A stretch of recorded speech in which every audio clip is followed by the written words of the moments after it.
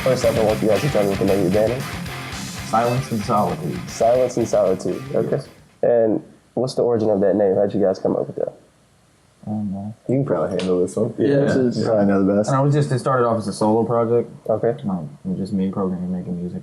I put it online, and then people wanted me to start a band, so I had to come up with a band name. Yeah. And I was alone, and I did it in the comfort of my home. Nice. But yeah, that's where the name came from. Have you guys ever considered changing it? Yeah, at one point. Yeah. And what was the idea? I don't know, there were a bunch I don't know. I don't even want to put the idea out because it might get used on like a song title or something like that. You know, it's really catchy, so we'll be using it at some point. All right, we'll keep it contained. Yeah. All right, so your name? I'm Jeremy. And age? I'm 22. And what do you play? I play that 5-string FTD there. It's a bass. You? My name is Dan. I'm 26, and I play guitar. All right. Moving down along. Chad, 27. I'm the vocalist. I'm Robbie. I'm 21, and I'm the drums. Okay. Drummer. What genre of music would you all consider your work to be? I like to tell people it's somewhere between alternative rock and like progressive metal. Mm-hmm. With classical influences. Classical influences? Mm-hmm. And we try and make each song kind of sound like a different style and genre in itself too, you know? Nice. Keep ourselves entertained along with everyone else. How long have you guys known each other? I've known Jeremy and Robbie for almost 2 years now, because basically we auditioned them in, so I've known them since they've been in the band. I just auditioned a while back, and couple months ago. Yeah, man. It's so probably like cool. 8 months ago we met. Yeah, so none of us knew each other before this project. We just all met through the music, so it's pretty crazy. Me and Robbie knew each other. Well, yeah, that's true. I've known Jeremy for like 10 years. Yeah, these guys are best friends. When you said you all met through the music, can you explain that to me? Can you elaborate a little bit on that? Just digital media. Yeah, like, I mean, I guess Dan was doing everything, you know, by himself, and then wanted to branch it out to a project, and he found these two guys, and then through friends of friends in music, just people I used to be in bands with, ended up talking about me to them when they were looking for a vocalist, and I heard their music, I liked it, they heard me, they liked it. Done deal from there. Yeah, he actually auditioned by recording his vocals over one of the songs. And most of them were instrumental because there wasn't any vocal tracks over them. He recorded his vocals over it and then gave it to us and like, this is my demo on your song. It was kind of the best way for us to really hear somebody put the effort towards what it was. Yeah. It's actually really cool too because it works out great that Dan and myself are really good with, you know, recording programs such as that, so we can kind of bounce things back and forth. And I really dug like them giving me a track, and the audition process was pretty crazy. It was I had to write a song a week, 2 weeks in a row, and record it and come each Sunday with a different song. So I did a song called Blackened first, and then Questions Remain was the second song I did for the band. So it's come a long way since then. Pretty intense auditioning process. That's fun. I don't know, the music itself sounded like it changed, like when he would put his stuff over it. So we're like, oh wow, like it actually has a lot to do with future writing, like what direction they'll go in, you know, because of that, because you know what to expect and like to look for, you know what I mean? Right. And he just delivers. So, you know what I mean? It pops them out, but it's catchy, you know, you gotta have something. To keep Of course, something that people want to hear, something they can sing along with. Okay. So, could you all kind of briefly describe your music making process, like from the initial idea to post-production to a song? I don't know. I think it's been pretty consistent where I just have an idea, we write it, and then we just kind of demo it out, you know? Yeah. But at first, that's how it was. Like, I wrote everything, you know? But when he came on, we didn't write any of the vocal stuff. He wrote everything. So usually it was, hey, the guys, this is what it sounds like. Then he goes back and listens to it. Just like we do the instrumental tracks, you know? But at first, it was just me, and then after that, actually more recently, I probably say the last 8-9 months or so, everybody's been, you know what I mean, having their input as far as what's going down. Yeah. Okay. As far as them taking complete control over what, you know, the end result of that instrument's gonna sound like. So I like it better that way. I mean, it's a lot more interesting now. So. And there's a lot of trust in the writing process, like with Dan doing his guitar parts and like kind of arranging the idea of how the song's going to go and stuff. We trust him to do that, and then he'll lay down, for me personally, he'll lay down like a basic, you know, drum script or whatever over top of it, and then I'll take it from there.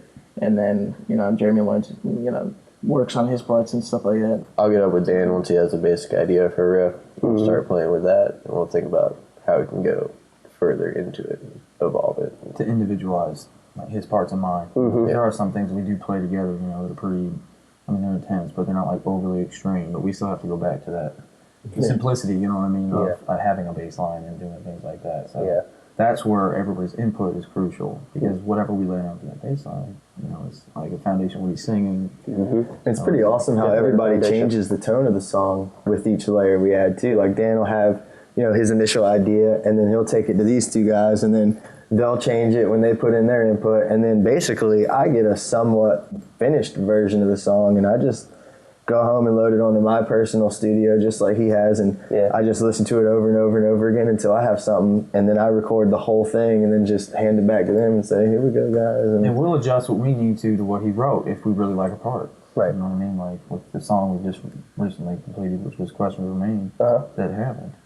Okay. Yeah, we don't have to waste hours and hours in like the band shed figuring out how things line up, since we can do it all digitally. You know? It's pretty cool. It's definitely extremely convenient, because like being in groups before this one, where there was no digital anything, all of the writing and all the creativity had to be in the shed, and like not all writing can be just spontaneous. It's got to be thought out, and like You just don't get good feedback. Yeah. And being able to do trial and error.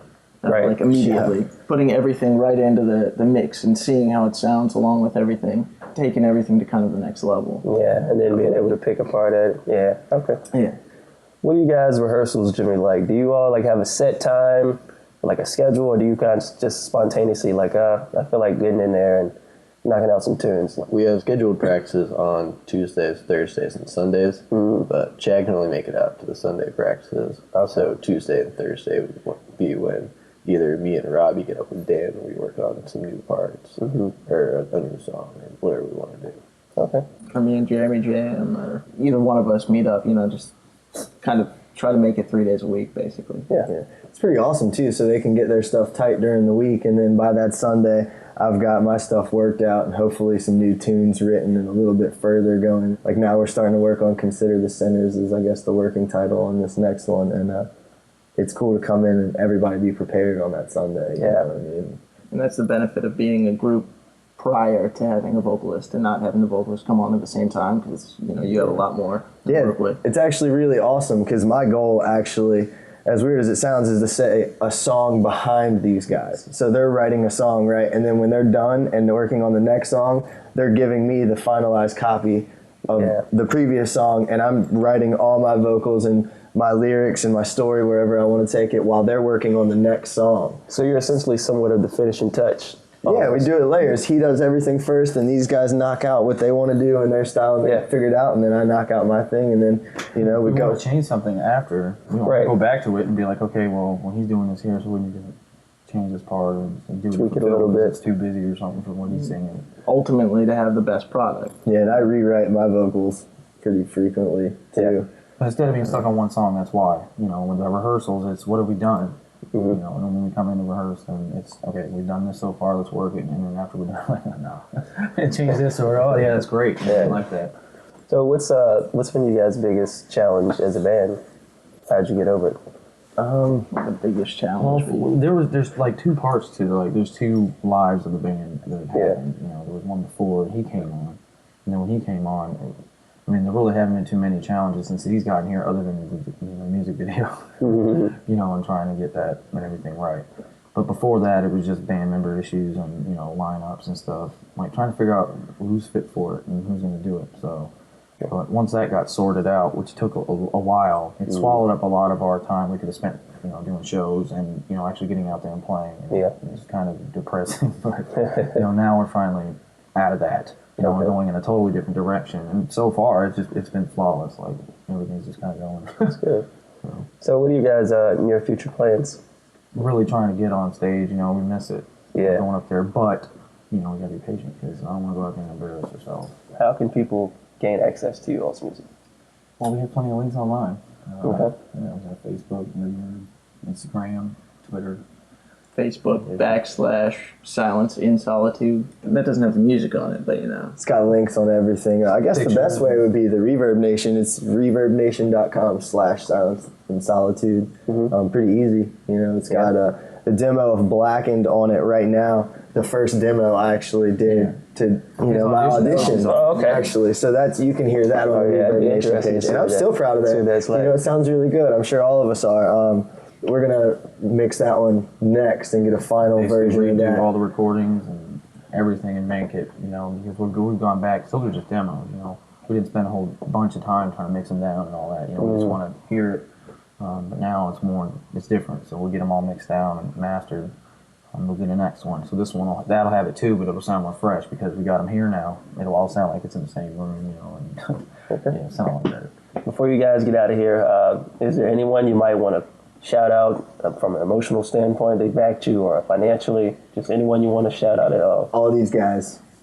Yeah, thank you, Jared. For sure. Yeah, definitely the band. Friends and family that have been supportive since the beginning. Definitely. Yeah. Yeah, we all have Our families, my mom, my dad, you know, even my brother, my sister, like everybody's like in tune with it and believing so. You know, and the availability to be able to try and do this, you know, and have time to do it is pretty good. Yeah, we've all got really good support systems. We all have families, some of us girlfriends, you know what I mean? Really close friends in other bands. All support everyone. It's a pretty cool scene around here. There's a lot of people that hold each other up and kind of root each other along. Virginia Beach is an interesting place to live. Yeah, you know what I mean? and I think you wanted to say something. Yeah, I just wanted to thank my mom. She does management for the band, actually. Okay. And it's my girlfriend, because she makes sure that I can do what I love to do. One shout out, I guess, would be to Charlie Anderson. He helped me record some of my vocals. You know what I mean? We record all of our stuff ourselves, but you know, I wanted a little bit of Charlie's intuition with the vocals. You know, he's got a really good ear for a lot. I've been friends with the guy for a long time, so I trust him a whole lot. Yeah. I think that's going to wrap it up, guys. Did anyone want to say anything? Any last comments?